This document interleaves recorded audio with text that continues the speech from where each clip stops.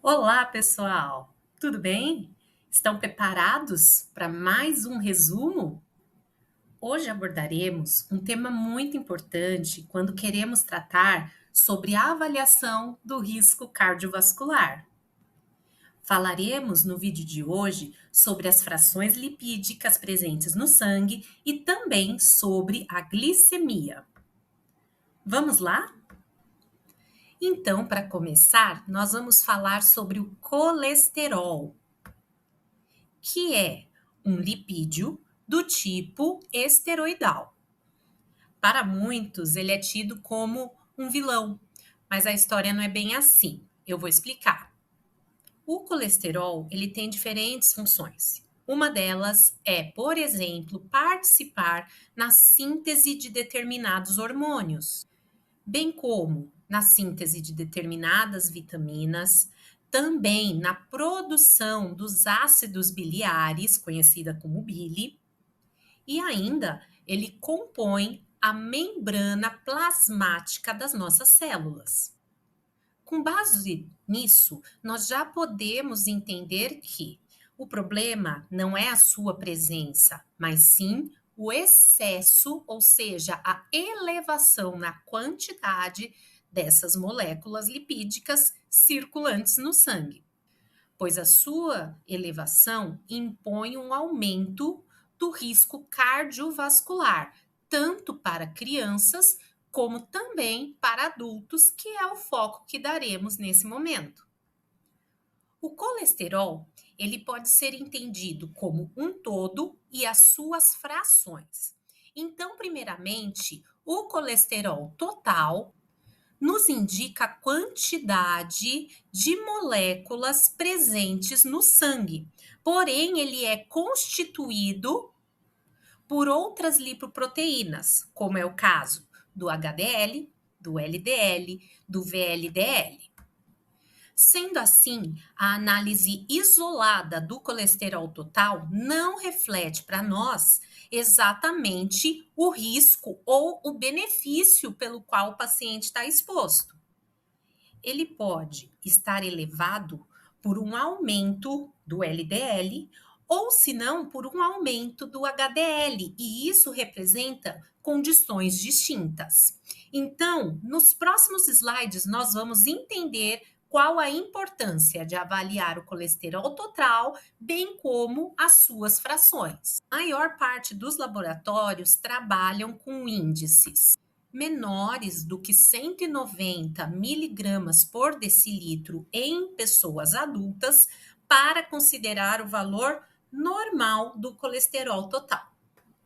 As condições onde o colesterol total se eleva, nós denominamos isso de um quadro que apresenta uma hipercolesterolemia. Em condições onde esse colesterol está reduzido, nós chamamos isso de hipocolesterolemia. Já falamos então que é importante nós considerarmos as frações do colesterol para uma boa análise dos fatores de risco e de benefício ao nosso paciente. Então vamos começar falando do HDL colesterol. Ele é uma lipoproteína de alta densidade e é conhecido como o colesterol bom. Ele tem papel importante no controle do LDL colesterol, promove uma ação anti-inflamatória e antioxidante, além de garantir uma vasodilatação. Quando seus níveis, então, estão diminuídos, aí sim nós temos o aumento do risco cardiovascular. Em adultos, esperamos que, em jejum, esse valor se encontre maior do que 40 miligramas por decilitro do sangue. Já o LDL colesterol é denominado como lipoproteína de baixa densidade.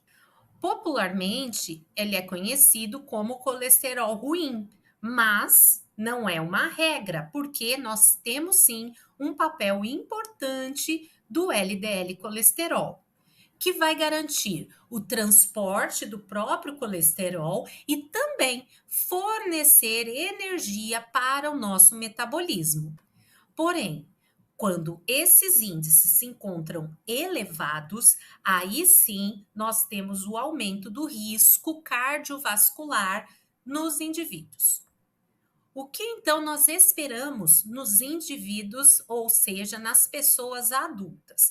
Que esse índice em jejum encontre-se menor do que 100 miligramas por decilitro.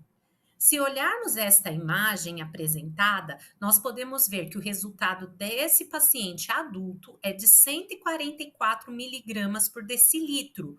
Logo, ele apresenta um nível limítrofe para consideração do nosso LDL colesterol. O não HDL colesterol nada mais é do que a soma das frações que falamos anteriormente.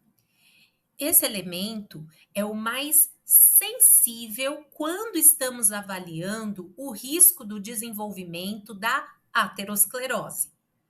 Sendo assim, valores maiores do que 160 consideramos um risco cardiovascular aumentado e associado a um risco do desenvolvimento da placa aterosclerótica.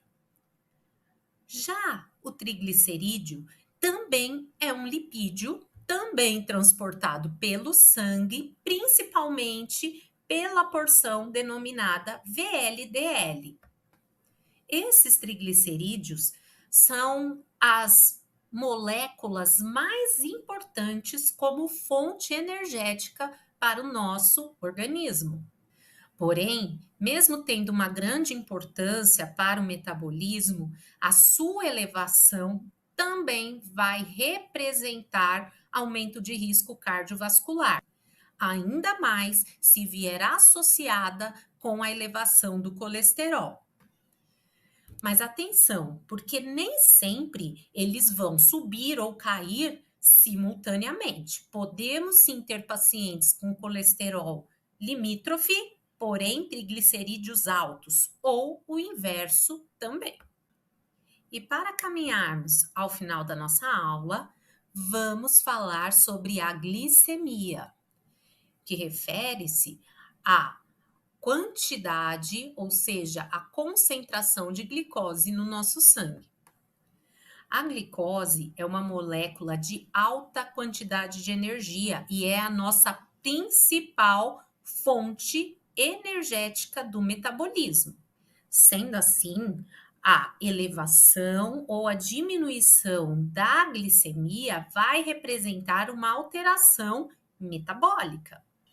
A glicemia medida em jejum é um dado importante para avaliar a resposta da glicose nesse intervalo de tempo.